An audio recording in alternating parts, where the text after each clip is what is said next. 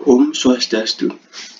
Perkenalkan, nama saya Gusti Putra Deparata dari program studi D3 Teknik Elektronika dengan NIM 21050310006. Jadi di video kali ini saya akan mengerjakan tugas dari perbaikan pendingin, yaitu menjelaskan sistem kelistrikan dan juga sistem mekanik dari kulkas. Baik, langsung saja masuk ke dalam videonya.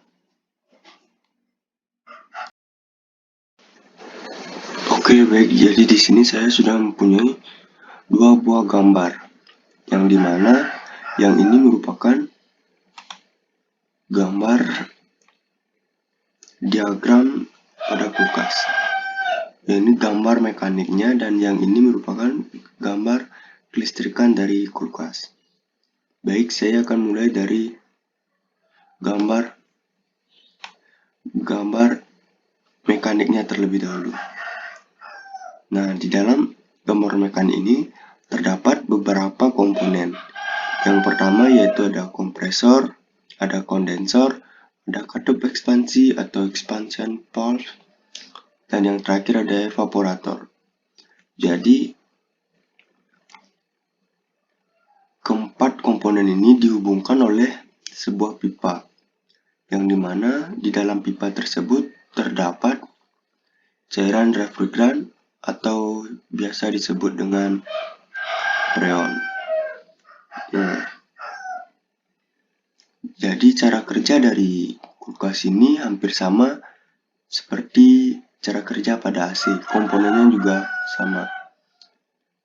Komponen pada mekaniknya juga sama. Baik, saya akan jelaskan dari kompresor terlebih dahulu. Jadi, di kompresor itu cairan refrigeran tersebut akan dipompa menuju ke kondensor. Nah, di kondensor ini tekanan dari cairan refrigeran itu sangat tinggi sehingga menghasilkan suhu yang panas. Itu disebabkan karena di katup ekspansi ini ada sebuah keran. Nah, di katup ekspansi ini merupakan keran yang membuka hanya sedikit freon atau refrigeran tersebut yang dipancurkan atau dimuncratkan dari katup ekspansi ini. Itulah mengapa di kondensor ini tekanannya sangat tinggi dan suhunya juga akan panas. Nah, kemudian akan menuju ke katup ekspansi. Katup ekspansi ini berupa keran yang dibukanya itu sedikit sehingga cairan refrigeran yang keluar itu sedikit demi sedikit atau dipuncratkan sedikit. Kemudian setelah dari katup ekspansi ini akan menuju ke evaporator. Nah, di evaporator ini untuk tekanannya itu sudah rendah karena refrigeran yang keluar dari katup ekspansi itu sedikit demi sedikit, makanya di evaporator ini tekanannya rendah dan suhunya juga dingin atau suhunya rendah. Kemudian setelah di evaporator akan menuju kembali ke kompresor. Nah, seperti itulah mekanik dari kulkas. Hampir sama seperti di AC. Sampai di kompresor akan kembali ke kondensor, katup ekspansi, dan ke evaporator lagi. Nah, di sini ada tulisan panas. Panas yang dimaksud ini akan saya jelaskan pada sistem kelistrikan yang ada pada kulkas. Baik, kita beralih ke gambar yang selanjutnya. Di sini ada tulisan L, N, dan E. Untuk L itu artinya line, N itu artinya netral, dan E itu groundnya. Jadi saya akan mulai dari line-nya. Dari line-nya ini menuju ke termostat dan ke lampu. Ref interior line atau ke lampu. Nah, di lampu ini di sini ada door switch, yang dimana ketika kita membuka kulkas, maka saklarnya ini akan nyambung ke open. Jadi lampunya ini otomatis akan menyala. Dan ketika kita menutup kulkasnya, maka saklarnya ini akan menuju ke close, sehingga lampunya otomatis akan mati. Selanjutnya saya akan melanjutkan ke termostat. Jadi lainnya itu menuju ke termostat, kemudian ke defrost timer. Nah, di defrost timer ini itu seperti saklar otomatis, yang dimana kerja normalnya itu yaitu dari titik 3 ke 4. Kemudian menuju ke evaporator fan motor dan ke thermal overload protection atau ke kompresor motor. Jadi di sini ada defrost defrost time yang artinya yang dimana fungsinya itu sebagai sensor.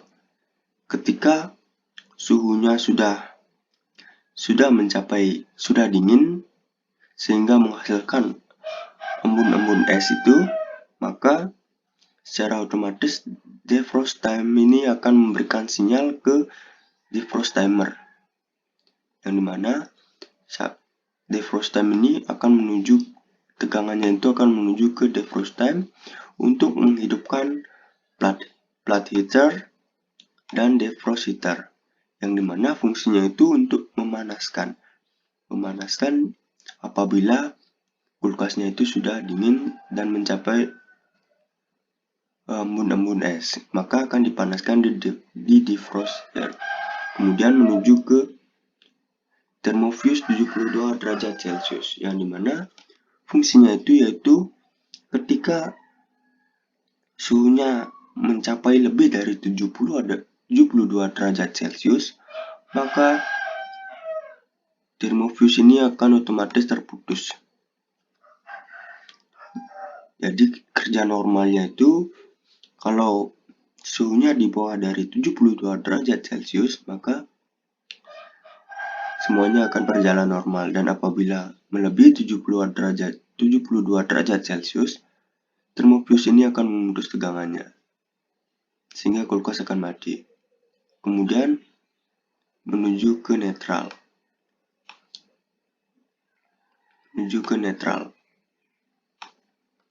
Kemudian saya lanjutkan ke evaporator fan motor. Jadi tegangannya itu menuju ke di sini. Tegangannya itu ada yang menuju ke evaporator fan motor dan menuju ke thermal overload protection, yang dimana evaporator fan motor ini kemudian itu berupa kipas untuk mendorong udara dingin masuk ke kulkas. Nah, kemudian setelah itu di sini ada freeze door switch, yang dimana ketika kita membuka kulkas, maka secara otomatis ini akan ke sini dan menyebabkan evaporator fan motor ini akan mati. Dan apabila kita menutup kulkas, maka evaporator fan motor ini akan hidup. Kemudian saya akan lanjutkan ke thermal overload protection, yang dimana thermal overload protection ini cara kerjanya itu hampir sama seperti PCB pada rumah. Namun kalau PCB di dalam rumah itu ketika tegangannya itu ketika ini berhenti bekerja atau mati di PCB itu, maka kita harus menghidupkannya secara manual. Dan di thermal overload protection ini, ketika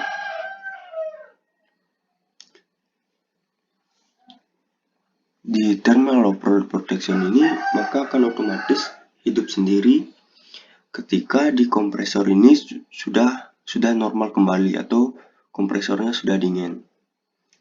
Kemudian dari kompresor ini ada dua buah lilitan, yaitu C RS, yang dimana C itu artinya common, R itu running, dan S itu starting. Di sini ada groundnya.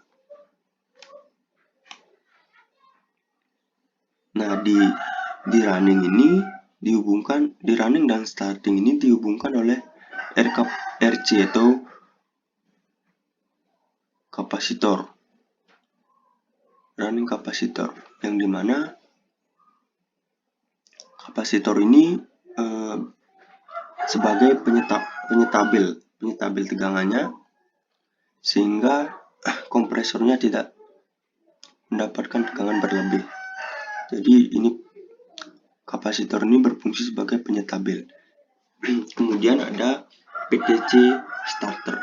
Jadi PTC starter ini sama seperti relay. Kemudian setelah PTC starter ada SC atau surge kapasitor. Nah, surge kapasitor ini juga sama fungsinya, yaitu sebagai penyetabil tegangan agar tidak mendapatkan tegangan berlebih. Kemudian dari SC ini menuju ke netral. Begitu pula terus menerus seperti itu. Jadi segitu yang bisa saya jelaskan mengenai sistem mekanik yang ada pada kulkas dan sistem kelistrikan yang ada pada kulkas.